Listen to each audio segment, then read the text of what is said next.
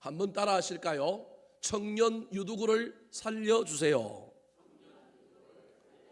오늘 본문 말씀은 사도 바울이 3차 전도 여행을 끝내고 로마의 복음을 전하기 위해 죄수가 되어야 하는 엄청난 핍박과 환난이 기다리고 있는 예루살렘을 향해 올라가는 길에 선교 사역을 마지막으로 마무리하기 위하여 잠시 머물렀던 드로아라고 하는 도시에서 벌어진 이야기입니다. 이 드로아가 바로 그 트로이의 목마로 유명한 도시입니다. 오늘 본문 앞에 20장 6절에 이 드로아로 도착하고 있는 사도 바울의 모습이 등장합니다. 같이 한번 읽어볼까요? 시작. 우리는 무교절 후에 빌립보에서 배로 떠나 닷새만에 들어와 있는 그들에게 가서 이래를 머무니라. 빌립보라고 하는 도시에서 백길을 따라 5일 동안 항해하여 드로아라고 하는 도시의 항구에 도착하여 그 도시에 며칠을 머물렀느냐 하면 7일을 머물렀다, 그렇게 말하고 있습니다. 지도를 한번 보여주실까요? 저 그리스 지역의 성읍이라고 하는 큰 글씨 밑에 빌립보라고 하는 도시가 있습니다.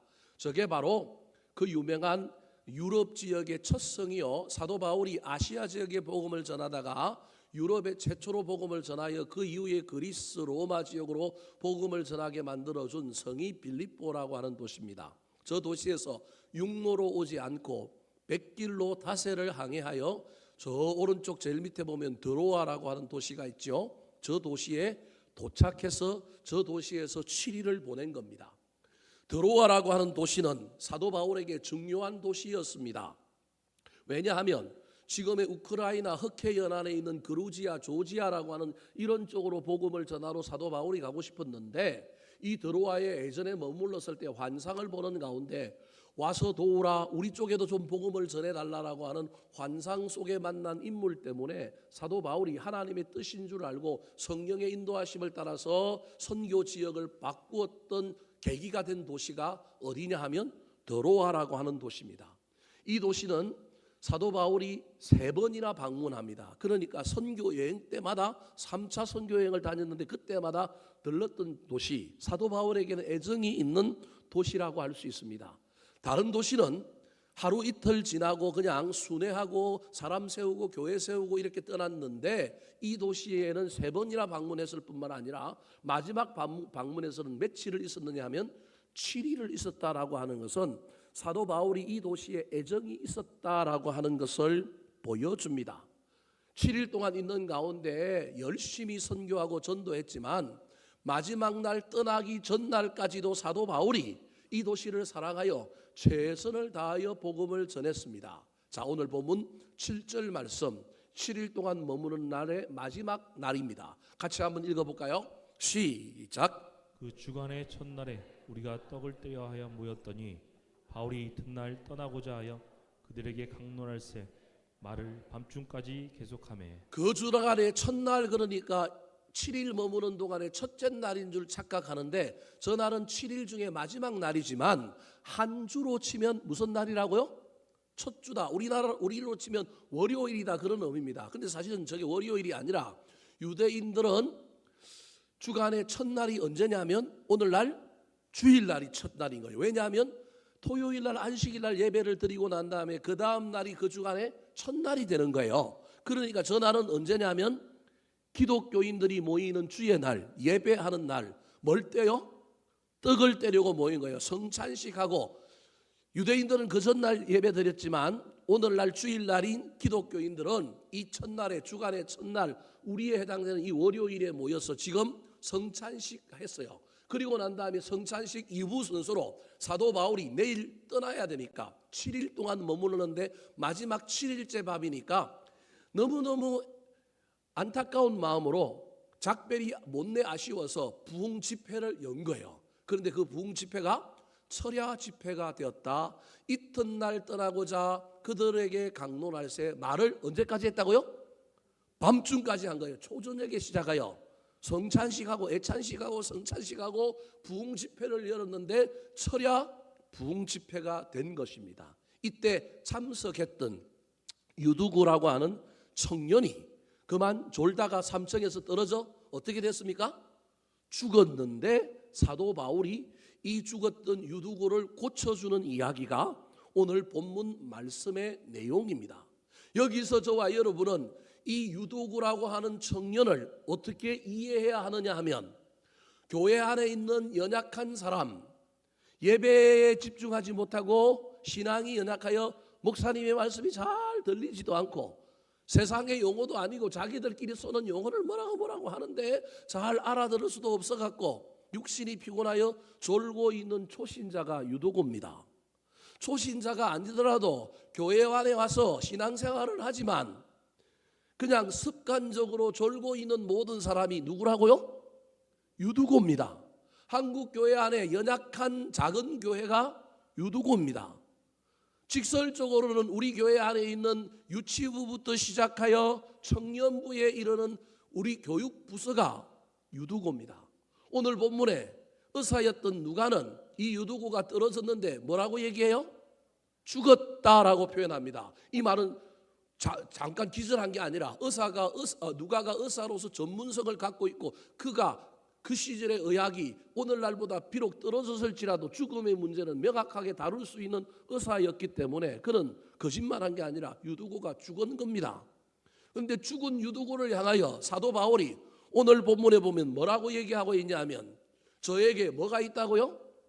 생명이 있다, 그렇게 말하고 있는 겁니다. 이게 교회와 오늘날 저와 여러분이 품어야 할 태도입니다.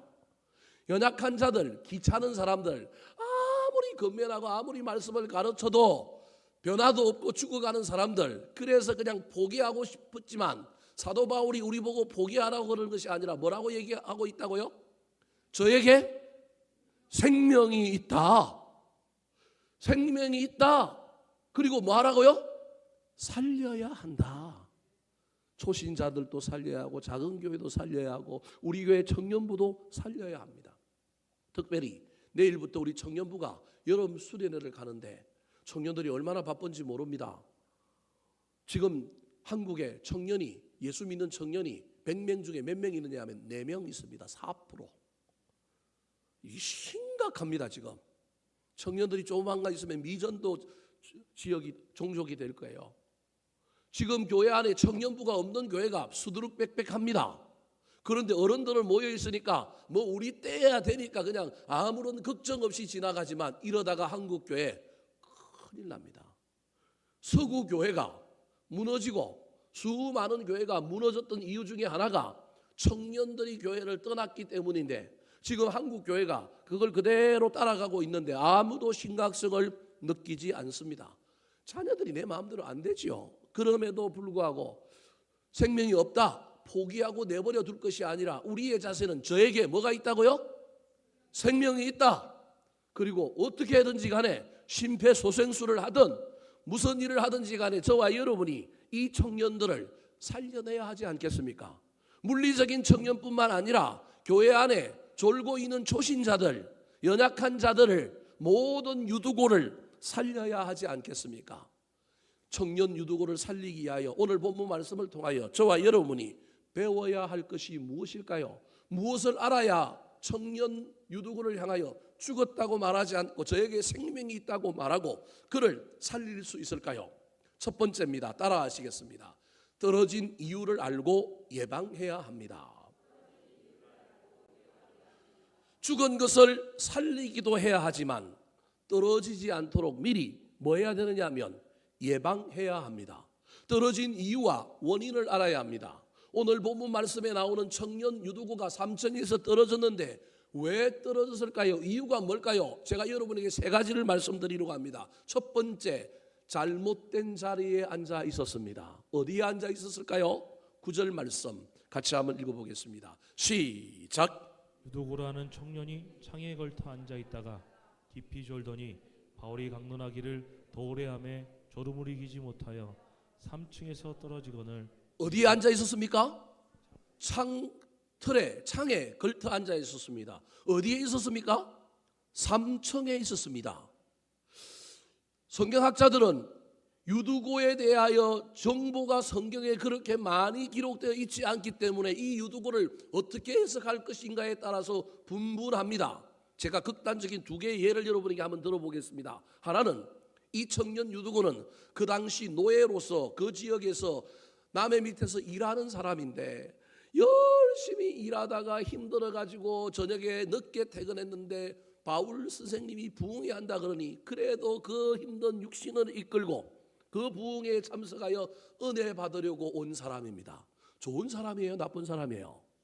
좋은 사람이에요. 그런데 육체 노동으로 너무 힘들어갖고 왔더니 이미 자리는 다 차지하고 있어갖고 나는 어디로 올라갈 수밖에 없었다고요?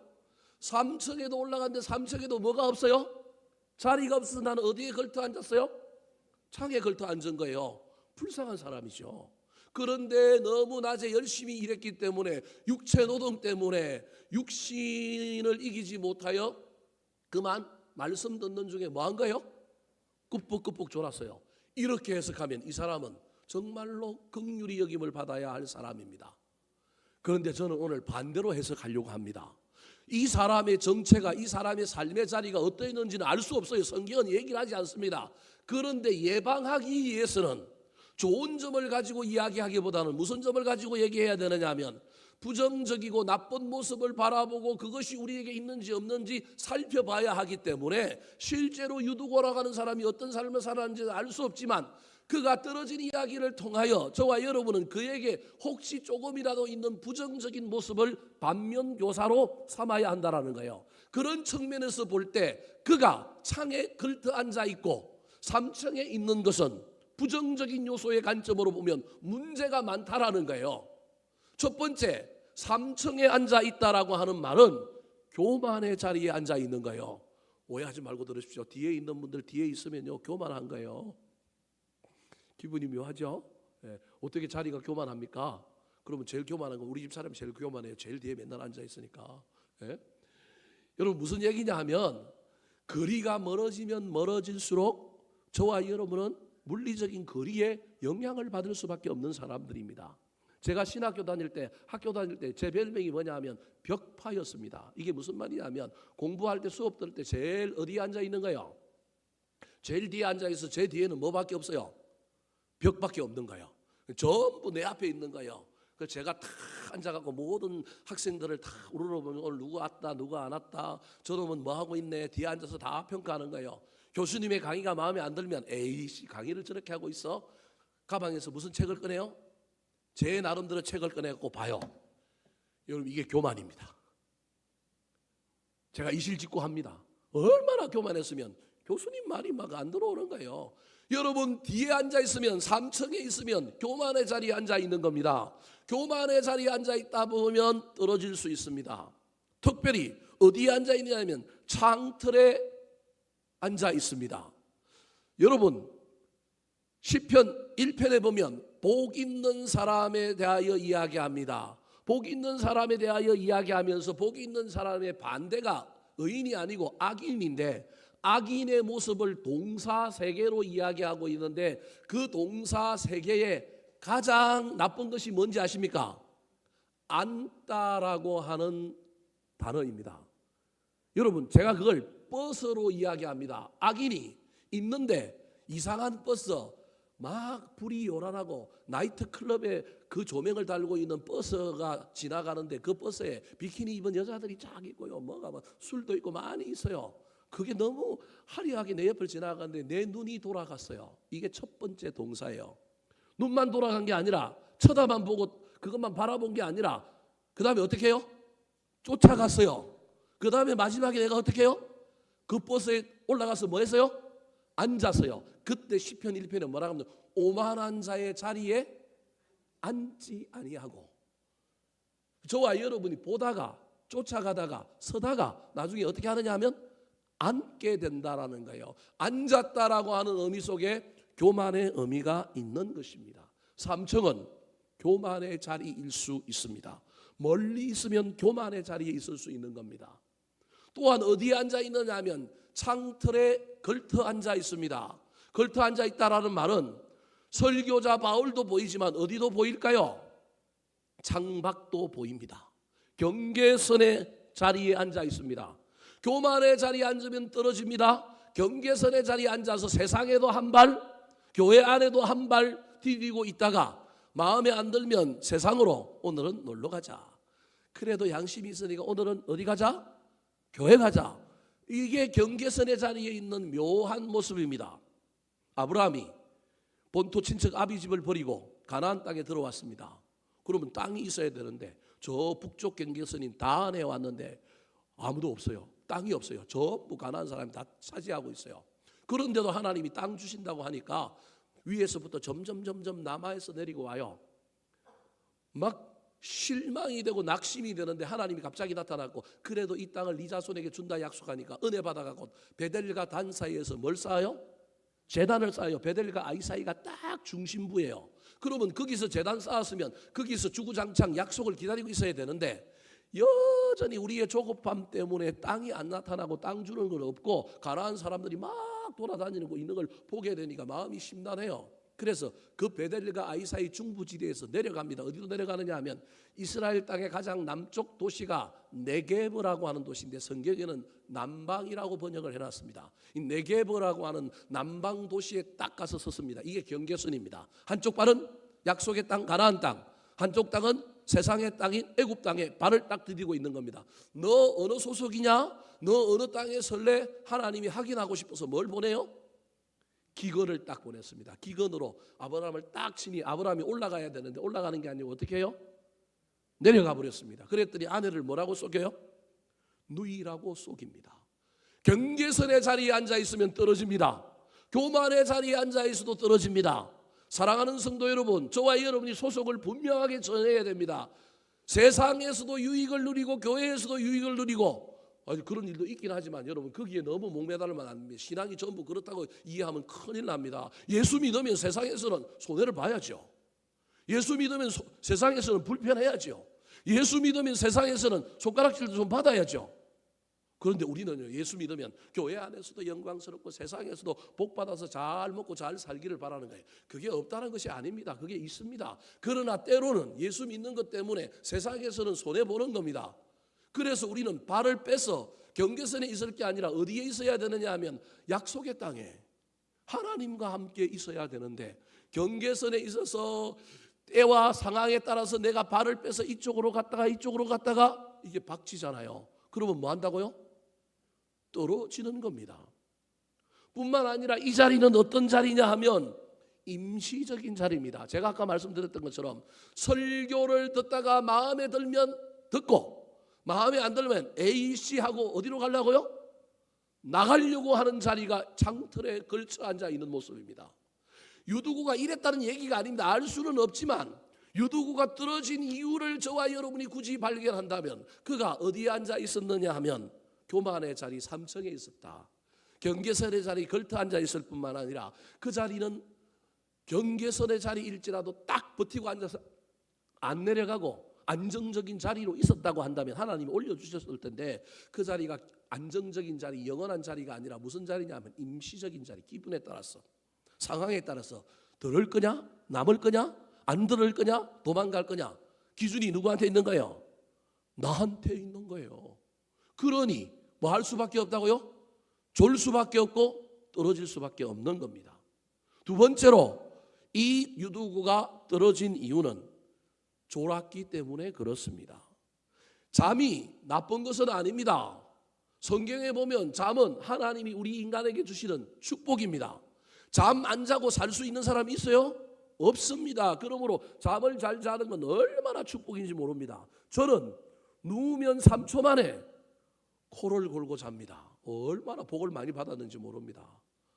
그런데다 코를 얼마나 디디딩 고는지 저하고 같이 자는 사람은 제 아내 빼고는 살아남는 자가 없습니다. 제가 목회자 모임에 가서 같이 몇 번 잤더니 목사님들이 전부 저를 슬슬 피합니다.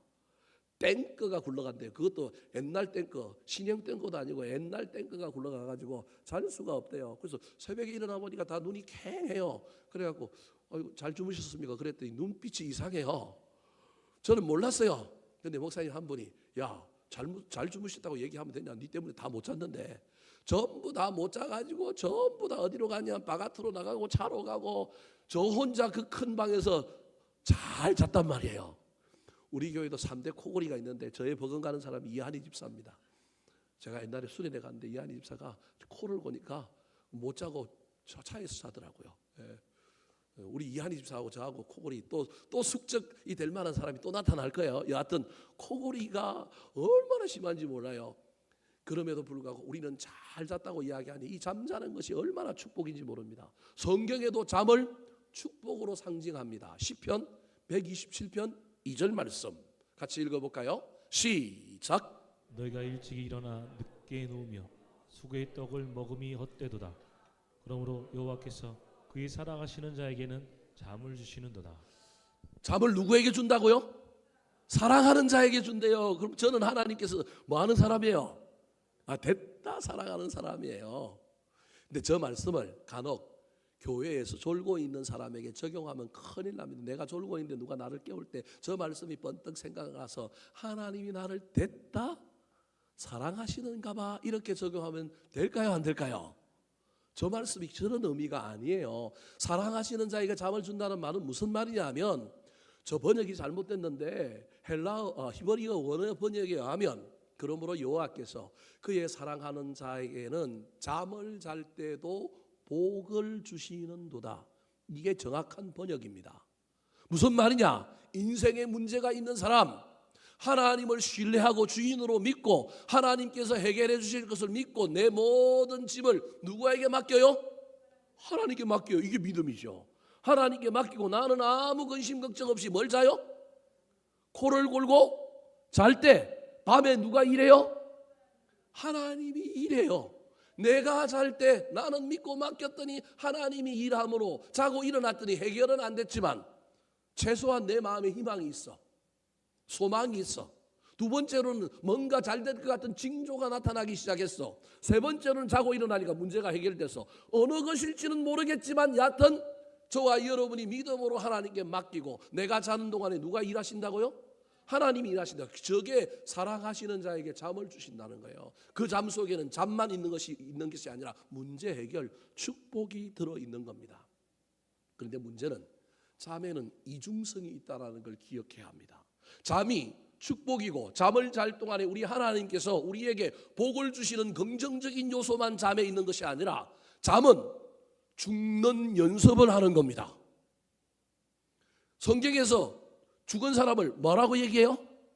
잠잔다 그러잖아요. 그래서 잠의 긍정적인 요소는 축복이지만 잠의 부정적인 이중성 또 다른 요소는 뭐냐 하면 죽음을 상징합니다. 저와 여러분이 날마다 뭐 하는 연습을 하고 있는 거예요? 죽는 연습을 하고 있는 거예요. 사실은 알고 보면 우리가 잠을 자는 건 무슨 연습하고 있다고요? 죽는 연습을 하고 있는 거예요. 여러분 죽었는데 자고 일어나니까 새날이 있어요? 없어요? 있어요. 그 말은 여러분 저와 여러분 죽고 난 다음에 아무것도 없는 게 아니라 죽고 나면 뭐가 있다라는 거예요? 새날 천국이 있다니까요. 영생이 있다니까요. 예? 맨날 안 믿는 사람들이 장례 가면 문상 가서 아이고 아버지 돌아가셨는데 애도를 포함합니다. 좋은 데 가셨을 겁니다. 좋은 데 어디 좋은 데 갔다고요? 좋은 데 갔다고 말을 하는데 지들은 좋은 데를 안 믿어. 무슨 말인지 이해가 돼요? 아니 말을 그렇게 했으면 좋은 데가 있다는 걸 알 거 아니에요. 좋은 데를 믿어야 되잖아요. 그런데 안 믿어. 그냥 맨날 말만 장례식에 와갖고 어디 가셨을 거라고요? 좋은 데 갔을 거라고요. 지가 하나님인가 지가 어떻게 좋은 데를 보내줘요? 믿어야 좋은 데 가지. 좋은 데가 있다는 걸 말로 하면서도 본인들은 안 믿는다니까요. 세상 사람들의 말을 자세히 보면 그 안에도 진리가 있다니까요. 잠은 죽는 연습이에요. 여러분 유두고가 아까 이야기했던 것처럼 노동자로서 열심히 일하고 정말로 사모하는 마음으로 예배에 와서 힘드니까 뭐 할 수 있어요? 잠시 졸 수 있어요. 인간적으로 졸 수 있잖아요. 근데 여러분 여기서 저와 여러분이 조심해야 합니다. 잠시 졸다가 육신의 졸음이 영적인 졸음으로 발전하도록 내버려 두면 안 됩니다. 교회 안에 와가지고 여러분 습관적으로 조는 사람들이 있습니다. 그 사람은요 조는 게 아니라 영적인 졸음이 찾아온 겁니다. 마귀의 계략에 넘어간 겁니다. 말씀을 듣지 않는 겁니다. 교회 안에서 신앙생활을 하고 있지만 전혀 신앙생활을 하고 있지 않은 사람입니다. 그 사람 나중에 유도고처럼 영적으로 떨어질 수 있습니다. 근데 본인만 모르는 거예요. 졸고 있다가 떨어진 거예요. 그냥 졸고 있는 게 아니라 어떻게 졸았다고요? 9절 말씀 다시 한번 읽어볼까요? 시작. 유도로가 하는 청년이 창에 걸터 앉아 있다가 깊이 졸더니 바울이 강론하기를 더 오래 하매 졸음을 이기지 못하여 3층에서 떨어지거늘 일으켜 보니 3층에서 떨어진 이유가 그냥 졸아서 떨어진 게 아니라 어떻게 해서 떨어졌다고요? 깊이 졸아서 떨어졌다는 거예요. 한 번씩 이런 정도가 아니라 몸이 흔들려서 걸터 앉아 있다가 어떻게 했다고요? 떨어졌다라는 거예요. 잠깐 졸았으면 괜찮아요. 사람이 졸 수도 있지요. 또 피곤하면 1, 2분 잠깐 졸다 보면 그 다음에 어떻게 돼요? 피곤이 해소되고 정신이 맑아서 다시 눈을 들어서 집중할 수 있어요. 그래서 저도 설교 시간에 잠깐 조는 사람들 이해해요. 아유, 저 사람이 얼마나 힘들까. 근데 그게 아니에요. 어제도 졸았고요, 다음 주도 졸고요, 그 다음에도 졸고요, 그 다음에도 눈 내리깔고 있고요, 그 다음에도 안 듣고 있는 사람은요, 아, 저건 조는 게 아니라 깊이 자고 있다. 저거는 육신의 연약함 때문에 잠시 잠깐 조는 게 아니라 영적인 뭐라고요? 졸음이다. 아, 저거 뭐 하겠대? 떨어지겠네. 여러분, 저 유두고의 잠을 긍정적으로 해석하여 피곤해 지친 사람의 육체 노동자의 그 잠이다라고 이해하면 좋겠지만, 제가 보기에는 그렇게 이해가 안 되는 또 다른 근거의 구절이 있어요. 몇 절일까요? 8절 말씀 같이 한번 읽어볼까요? 시작. 우리가 모인 윗다락에 등불을 많이 켰는데 윗다락이 3층이잖아요. 3층에 뭘 많이 켜놨다고요? 등불을, 물리적으로는 등을 많이 켜놨다라고 하는 의미지만 저건 말씀의 등불이 켜졌다라는 거예요. 성령의 임재의 등불이 켜졌다라는 거예요. 그런데도 뭐 하고 있다고요? 졸고 있는 거예요. 이건 단순한 육체의 졸음이 아니라 영적인 졸음이라는 거예요. 사도 바울이 내일 떠날 거기 때문에 얼마나 애절한 마음으로 목소리를 쩌렁쩌렁하게 간절한 마음으로 말의 스피드도 빨리 해가면서 열심히 전하고 있는데, 잠시 잠깐 조는 거면 정신이 차려서 놀래갖고 깼을 거고요. 아, 그러면서 피곤이 풀린 걸 보고 집중해야지 이럴 텐데, 그게 아니라 습관적인 졸음을 넘어서서 영적인 졸음으로 발전했을 가능성이 있는 모습이 누구에게 있느냐 하면 유두고에 있는 거예요. 사랑하는 성도 여러분, 저와 여러분이 유두고일 수 있습니다. 여러분 지금 어떤 자리에 앉아 있습니까? 우리의 졸음은 잠시 잠깐 조는 졸음입니까? 아니면 영적인 졸음입니까? 베드로 사도가 베드로전서 5장 8절에서 그래서 졸면 안 된다고 깨어 있으라고 이야기합니다. 같이 한번 읽어볼까요? 시작. 근신하라 깨어라 너희 대적 마귀가 우리 사자같이 두루다니며 삼킬 자를 찾나니. 깨어 있어야 합니다. 겟셋마네 동산에서 예수님과 제자들이 같이 기도하러 갔는데, 특별히 9명은 뒤에 두고 믿을 만한 3명 베드로와 야고보와 요한을 데리고 갔는데, 여러분 다 어떻게 했어요? 졸았습니다. 예수님 따라다니느라고 지쳤지만, 그러면 예수님 따라다녔으면 예수님은 차 타고 다니고 제자들은 걸어 다녔을까요? 그렇지 않았을 거예요. 똑같이 피곤했을 텐데, 여러분 우리 예수님 3번 기도하는 동안에 제자들은 다 뭐 했습니까? 졸았습니다. 우리 주님께서 이 제자들을 향하여 그래도 긍정적으로 평가하시잖아요. 저 같으면 이 때려 죽일 놈들 그랬을 텐데, 몇 번이나 예수님이 깨워요? 3번이나 깨우잖아요. 그러면 정신을 차려야 되는데, 이게 영적인 졸음이었다라고 하는 걸 보여주는 거예요. 예수님의 제자들이 습관 때문에 예수님을 3년 따라다녀도 영적인 졸음을 졸 수 있다니까요. 그게 제자들이 보여준 거라니까요. 예수 오래 믿었다고 착각하면 큰일 나요. 내가 목사, 장로, 근사라고 나는 영적인 졸음이 아니라고 우기면 큰일 난다니까요. 졸고 있는 사람은 이게 내가 잠깐 졸은 건지 영적인 졸음인지 몰라요. 모르는 사람은 저한테 오십시오. 제가 알려드릴게요. 모른다니까요. 제자들은 예수님 3년 따라다녔는데 이게 잠깐 조는 건 줄 안다니까요. 근데 예수님이 그들을 그래도 긍정적으로 평가하는 사람 뭐라고 얘기해요? 마음은 원이로되 육신이 약하도다. 아니에요. 육신만 약한 게 아니라 뭐도 약해진 거예요. 영적 마음도 약해진 거예요. 그래서 기도해야 될 때 기도하지 않았더니, 깨어있지 않았더니 그날 밤에 전부 부인하고 다 어떻게 해요? 36개 주랭랑을 쳐버리잖아요. 예수님은 기도했더니 뭘 줘요? 십자가를 지잖아요. 훗날 갈릴리로 가서 예루살렘으로 다시 돌아온 제자들이 마가요한의 다락방에서 전혀 기도하고 성령 받았더니 이때는 달라지잖아요. 이때는 깨어 기도했더니, 졸지 않았더니, 영적인 졸음에 빠지지 않았더니 이제는 그들이 복음 전하고 죽음도 두려워하지 않고 십자가에 거꾸로 담기고 톱으로 캐서 순교할지라도 그들이 그 일을 감당하지 않습니까? 사랑하는 성도 여러분, 여러분의 예배의 자리, 신앙의 자리, 삶의 자리는 어디에 있습니까? 여러분 지금 어떤 잠을 자고 있습니까? 깨어 있습니까? 자고 있습니까? 잠시 잠깐 자는 잠은 괜찮습니다. 그런데 영적인 졸업은 큰일 납니다. 또 하나, 이 유두고가 떨어진 이유는 무엇일까요? 주변에 사람이 없었기 때문에 그렇습니다. 7절, 8절 말씀. 먼저 7절입니다. 시작. 그 주간의 첫날에 우리가 떡을 때려 하여 모였더니 바울이 이튿날 떠나고자 하여 그들에게 강론할새 마른 밤중에서 계속하매. 유두고가 떨어진 1차적인 이유는 누구 때문이에요? 바울 때문이에요. 뭘 길게 했다고요? 저처럼 설교를 길게 해갖고 누가 떨어진 거예요? 유두고가 떨어진 거예요. 그 이유 말고 또 다른 이유가 있어요. 8절 같이 한번 읽어볼까요? 시작. 유두가 하는 청년이 창에 걸터 앉아 있다가 깊이 졸더니 바울이 강론하기를 더 오래 하매 졸음을 이기지 못하여 3층에서 떨어지거늘 일으켜보니 죽었는지라. 무슨 말입니까? 3층에 위험하게 창틀에 걸터 앉아서 졸고 있는 유두고를 보면 위험해서라도 어떻게 해야 돼요? 깨워주든지, 야 거기 위험하니까 우리 붙어 내 자리로 와라. 누군가가 유두고를 향하여 깨워주고 그 주변에 유두고를 염려하고 유두고를 보살펴줘야 되는 사람이 있어야 되지 않겠습니까? 그런데 이놈의 교회는 어떤 교회인지 제가 이렇게 표현해서 여러분 죄송합니다만 전부 자기만 은혜 받으면 돼. 내만 은혜 받으면 돼. 그래서 옆에 누가 졸든지 말든지 저 위험한 자리에서 졸고 있는데 저걸 안전하게 만들어줘야 되는데 관심이 없어요. 사람들이 왜 그랬을까요? 그 공동체가 너무 악해가지고 그 공동체가 사람에 관심이 없어서 그랬을까요? 또 다른 이유, 유두고가 까칠해.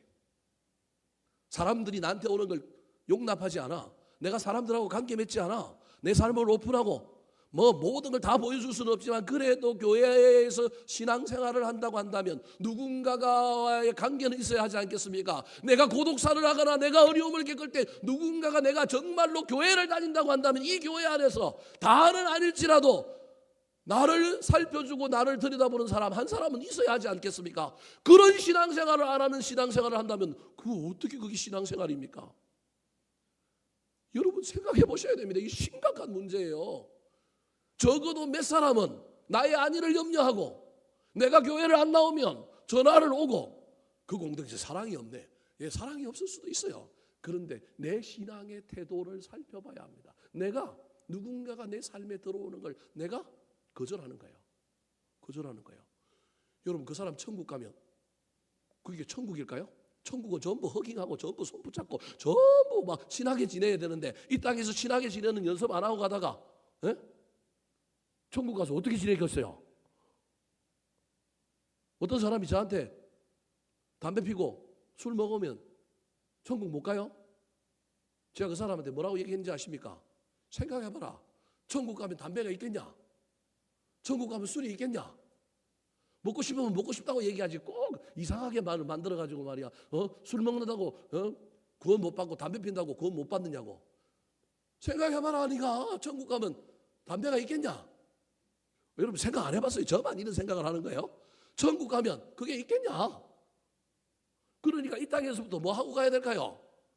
미리 좀 연습하고 미리 좀 준비하고 가야 되지 않겠습니까? 어떤 사람은 천국 갔는데 천국이 아니라 뭐일 가능성이 있어요? 가봐요. 지옥일 가능성이 있어요. 천국을 지옥 만들지 마시라니까요. 이 땅에서 왜 그래서 교회를 만들어놨는지 여러분 이해를 해야 됩니다. 여기서 완벽해질 수는 없습니다. 우리가 여기를 어떻게 천국으로 만들어요? 교회가 병원이지 어떻게 천국이에요? 여기 다 환자들 모여 있잖아요. 저는 환자가 아닌 것 같아요. 속을 까뒤집으면 여기 다 영혼이 병들어 있는 환자지. 여기 다 환자라니까요. 환자는 환자끼리 서로 위로해야 되는데 환자가 다른 환자를 욕하고 있어. 이게 무슨 영적인 병원이에요? 말이 헛나갔습니다. 여러분 정리하면 이 유두고가 떨어진 건 첫 번째는 뭐가 잘못됐다고요? 자리가 잘못됐어요. 두 번째는 뭐가 잘못됐다고요? 졸았는데 잠깐 졸았으면 되는데 이게 영적인 졸음으로까지 갔다니까요. 세 번째로는 주변에 누가 없다고요? 사람이 없어. 여러분 제발 내 옆에 사람이 있게 해주세요. 그러려면 나도 마음을 열는데 나도 누군가에 가야지요. 다 내 옆에 있을 필요는 없어요. 너무 많으면 복잡해. 그래도 몇 사람이라도 내 곁에 있어야 하지 않겠습니까? 특별히 많을 필요도 없어요. 진짜 나를 염려하고 진짜 나를 걱정하는 사람. 내가 안 보이면 내가 힘들어하면 나를 위로해 줄 누군가가 뇌피 있어야 하지 않겠습니까? 그게 가족이죠. 근데 요즘 가족도 그걸 못 하잖아요. 그러면 적어도 교회 안에서라도 우리가 신앙생활 한다고 한다면 그런 사람들이 있어야 하지 않겠습니까? 사랑하는 성도 여러분, 떨어진 이유를 잘 알고 떨어지지 않도록 예방 잘했으면 좋겠습니다. 동시에 두 번째입니다. 따라 하시겠습니다. 살리는 비결을 알고 실천해야 합니다. 유두구가 떨어지지 않도록 예방을 잘했으면 좋겠는데 유두구가 떨어져서 어떻게 했어요? 죽었어요. 그때 저와 여러분이 죽은 유두구를 바라보면서 어떻게 해야 될까요? 죽었다라고 끝내는 사람들이 있는가 하면 죽은 유두구를 보고 죽지 않았다고 말하는 사도 바울 같은 사람이 교회 안에 있어야 된다는 거예요. 청년들이 사라졌다, 교회 학교가 안 된다, 죽었다 그렇게 말만 하지 말고 실제로 죽었다 할지라도 사도 바울처럼 그에게 뭐가 있다고요? 생명이 있다. 포기하지 말아야죠. 생명이 있다 이야기하고 그 생명을 불어넣어야겠지요. 불어넣고 살려야 하지 않겠습니까? 살리는 공동체가 되어야 하지 않겠습니까? 우리가 소방대원도 아니고 우리가 응급구급대원도 아니라서 우리는 살릴 수 없으니 전문가인 청년부 목사님, 청소년부 목사님, 아동부 전도사님 이런 분들이 살릴 수 있도록 도와줘야 되지 않겠습니까? 119를 불러야 하지 않겠습니까? 그러면 누군가가 부르는 사람이라도 있어야 살지 119가 알아서 와서 쥐들이 살립니까? 우리 목사님이 살립니까? 제가 살립니까? 119 부르듯이 저한테 불러야 되고요. 우리 목사님들한테 우리 부교육자들한테 요청해야죠. 그러면 요청만 하면 됩니까? 구급대원들이 와가지고 제가 여러분에게 이거 좀 도와주세요. 이거 좀 뭐 해주세요. 하면 옆에서 뭐 해야 돼요? 도와야 살지 않겠습니까? 이런 일들을 잘하는 살리는 공동체가 되어야 된다니까요. 살리는 공동체의 첫 번째 특징은 뭐냐 하면 죽었다고 말하지 않고 저에게 뭐가 있다고요? 생명이 있다라는 거예요. 그 다음에 생명이 있다고 믿고 어떻게 살려야 될까요? 자, 10절 11절 말씀 시작. 내려가서 그 위에 엎드려 그 몸을 안고 말하되 떠들지 말라 생명이 그에게 있다 하고 올라가 떡을 떼어 먹고 오랫동안 콧날이 새기까지 이야기하고 떠나니라. 죽은 사람을 우리가 어떻게 살리겠어요? 저 이야기 속에 저와 여러분에게 주는 의미는 죽은 사람 살려라라고 하는 의미가 영적인 의미로 우리가 저 사건을 통하여 앞으로 죽어가는 영혼들을 어떻게 살릴 것인가에 대한 통찰을 주고 있는 거예요. 사도 바울이 유두구를 살렸는데 세 가지 방법으로 살립니다. 첫 번째, 그 위에 엎드려 그 몸을 안고 살렸습니다. 이게 뭘까요? 죽은 유두고 몸 위에 그대로 사도 바울의 몸을 포갭니다. 입술과 입술, 심장과 심장이 닿았습니다. 완전한 소통, 완전한 공감, 완전한 사랑을 의미합니다. 구약에 수넴 여인의 아들이 죽었을 때 그 유명한 엘리사 선지자가 똑같은 방식으로 수넴 여인의 아들을 뭐합니까?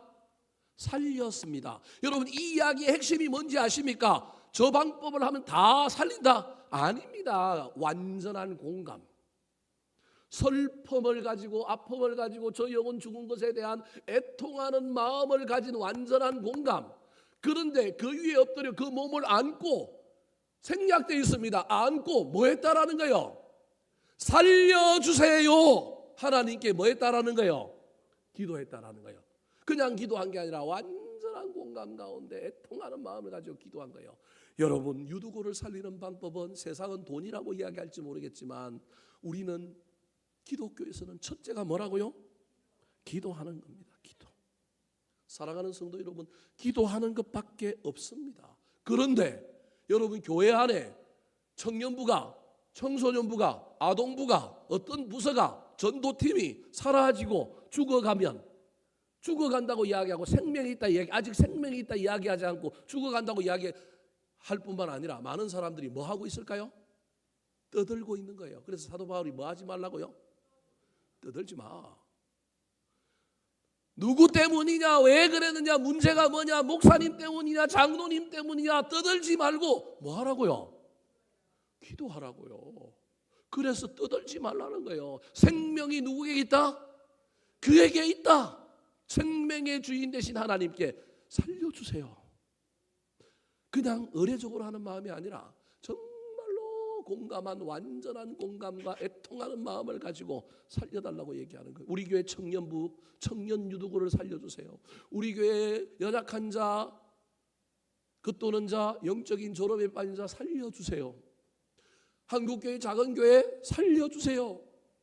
허물어져가는 조직이 있다면 그 조직, 그 공동체를 바라보면서 소망이 없다, 희망이 없다, 내버려둬라 그렇게 말하지 않고 저에게 뭐가 있다고요? 생명이 있다. 온전한 공감과 완전한 애통의 마음을 가지고 껴안고 살려달라고 기도해야 되는 거예요. 두 번째, 사도 바울이 유두구를 살리는 방법, 올라가서 떡을 떼어 먹였습니다. 같이 먹은 거죠. 여러분, 저 이야기 속에 무슨 의미가 있을까요? 유두구가 죽은 이유, 죽은 유두구가 살아난다면 해야 할 일, 그게 뭐라는 거예요? 말씀이라는 거예요. 그가 왜 졸았느냐 하면 뭐가 없어서 졸았다고요? 말씀이 없어서 졸은 거예요. 말씀이 없어서 삼성에 가 있다가 떨어진 거예요. 죽은 이유도 뭐가 없어서 죽었다고요? 알고 보면 떡을 못 먹여서, 말씀의 떡을 못 먹여서, 사람의 입으로 나오는 것만을 갖고 먹는 게 아니라, 사람의 입으로 나오는 말이 아니라 하나님의 입으로 나오는 말씀을 먹고 살아야 된다니까요. 그래서 살아난 유두고도 뭘 먹어야 돼요? 말씀을 먹어야 돼요. 오늘날 한국교회 다음 세대가 다 줄어들었습니다. 여러분, 우리나라 군대가 60만 대군이라 그랬습니다. 지금 60만 안 돼요. 지난번 국방백서에 보니까 43만이래요. 43만이래요. 근데 지금 올해 한 해에 태어나는 아이들 숫자가 몇만 명이냐면 30만 명이에요. 지금 대학교 정원이 48만 명 정도 되는데, 한 해에 들어가야 될 대학생이 48만 명 정도 되는데요. 지금 뭐 재수생 치고 뭐 따져봐도 지금 이제 점점점 줄어가고 골치 아픈 거예요.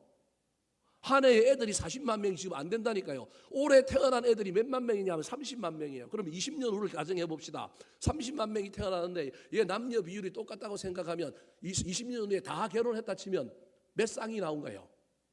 15만 쌍. 그 15만 쌍이 전부 다 아이를 하나씩만 낳았다 칩시다. 숫자적으로 말이 안 되는 거예요. 지금 출산율이 1이 안 되니까 낳았다 칩시다. 그러면 그 다음에 20년 후부터는 이 나라에 새로 태어난 애들이 몇 명 태어나는 거예요?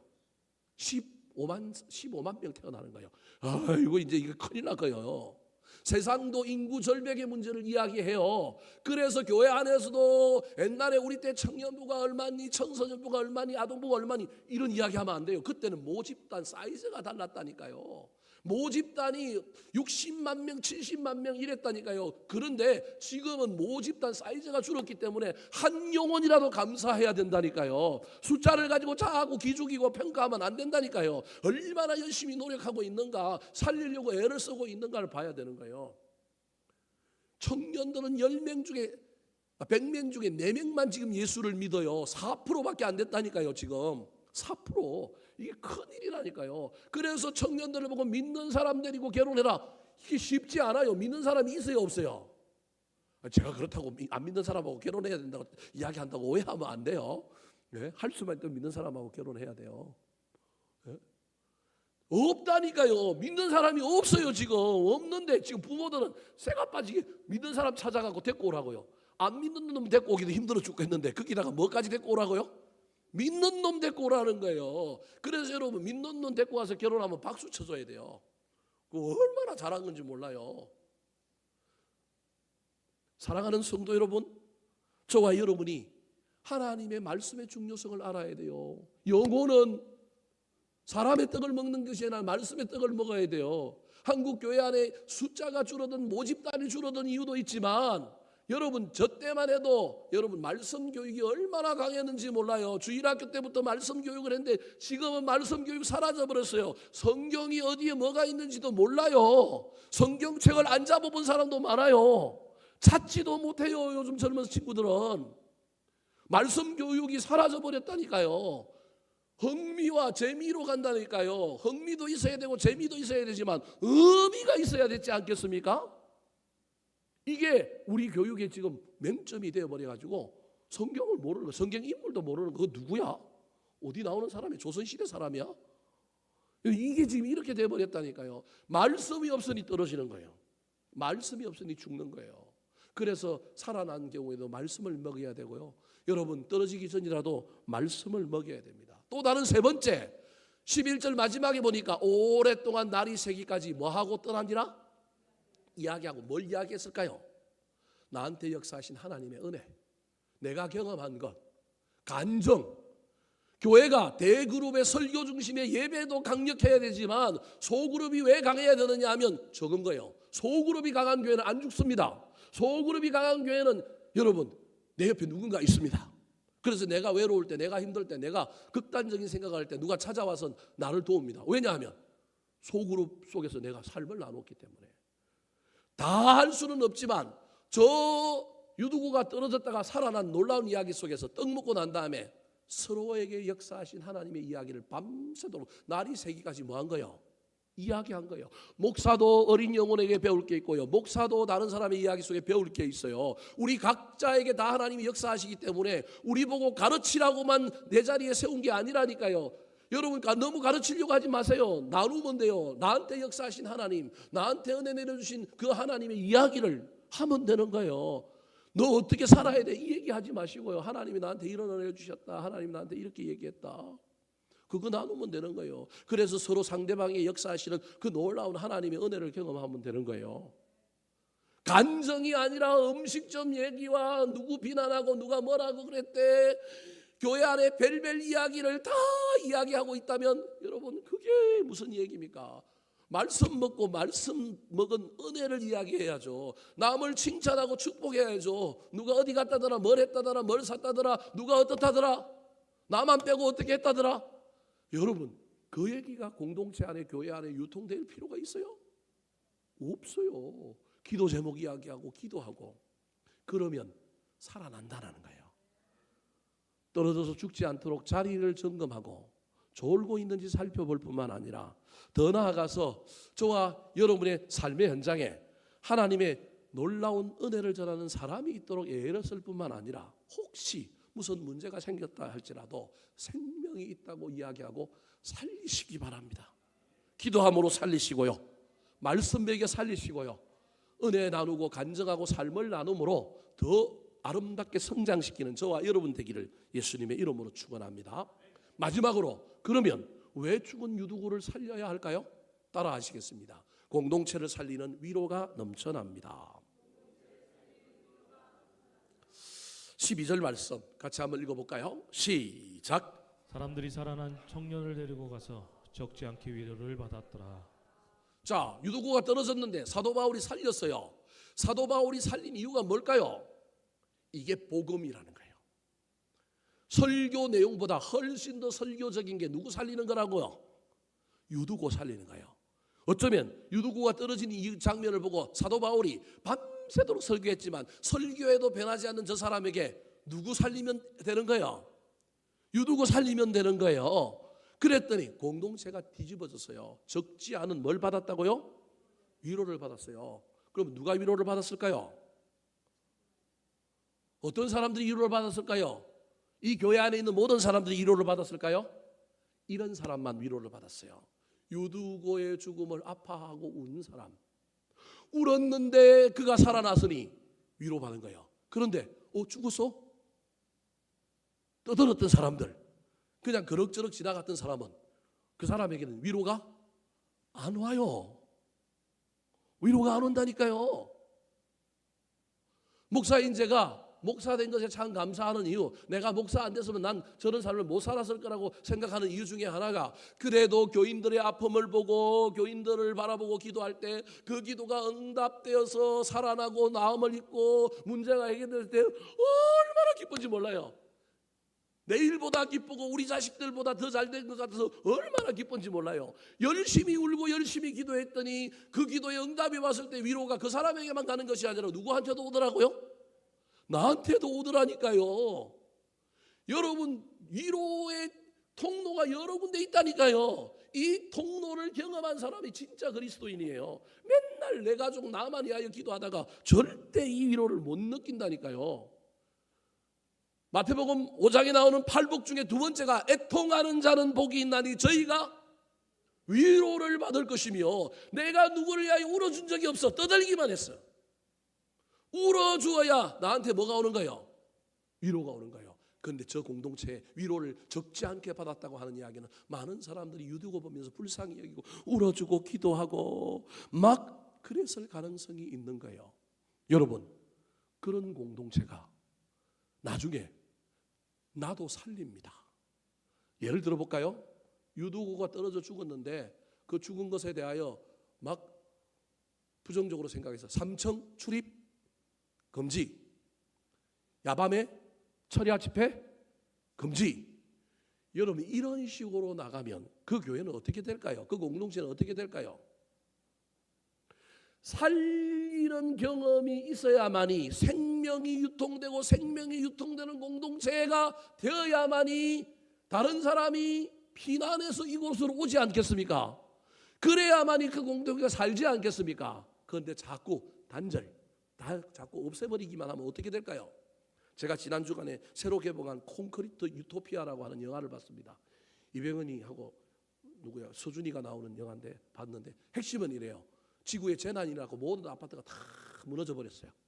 근데 유일하게 강남에서 천대받던 아파트, 뭐 무슨 타워 팰리스 하는 아파트들 다 무너졌는데 왕궁 아파트라고 하는 아파트 하나만 딱 살아남았어요. 그래서 아파트 무너진 사람들이 전부 그 아파트로 다 뭐 했느냐면 몰려와서 같이 살자고 그러는 거예요. 처음에 같이 살다가 투표해가지고 뭐 한 거예요. 전부 다 뭐 해버린 거예요. 쫓아내버렸어요. 그래서 아무도 못 오게 폐쇄하고 담을 치고 자기들끼리 사는 거예요. 양식이 없으니까 아파트 바깥에 나가서 떠돌이들한테 물건 뺏어오고 그 사람들 죽이고 그래갖고 자기들이 유토피아를 만들어놨어요. 근데 거기에 생명이 있을까요? 생명이 없어요. 생명이 없다니까. 살려줘야 되는데 자기 살자고 남을 뭐 하는 거예요? 죽이는 거예요. 생명이 없다니까요. 살려주는 공동체만이 여러분 생명이 풍성해지는 거예요. 그래서 나중에 바깥에 있는 사람이 쳐들어와갖고 다 몰살하고 다 죽었는데 거기 박보영이가 여자 주인공으로 나오는데 도망을 가서 다른 데 갔는데 평화롭게 잘 사는 사람들이 바깥에 있어요. 그 사람들한테 가가지고 나 여기 자도 되냐, 나 여기 있어도 되냐 하니까 그 사람들이 뭐라고 얘기하는지 아십니까? 생명이 있으면 다 자기 거고 생명이 있으면 마음대로 해도 된다고.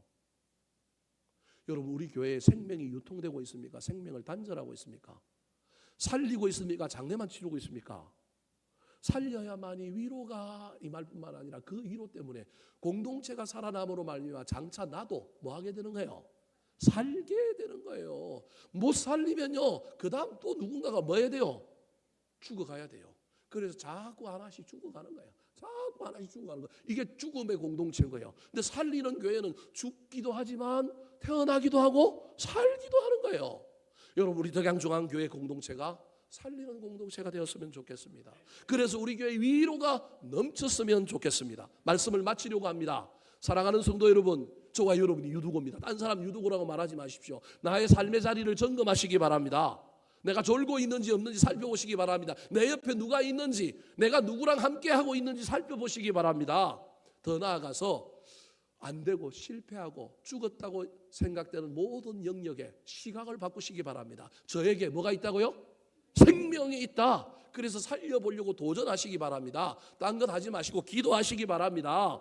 살리려고 애를 써야 합니다. 말씀으로 살아나야 합니다. 은혜를 유통함으로 살아나야 합니다. 그때 공동체가 위로의 공동체가 되고요. 그 공동체는 살리는 공동체가 되어서 죽어가는 공동체가 아니라 놀라운 은혜를 유통하는 우리 교회 여러분의 가정이 되기를 우리 구주 예수 그리스도의 이름으로 축원합니다.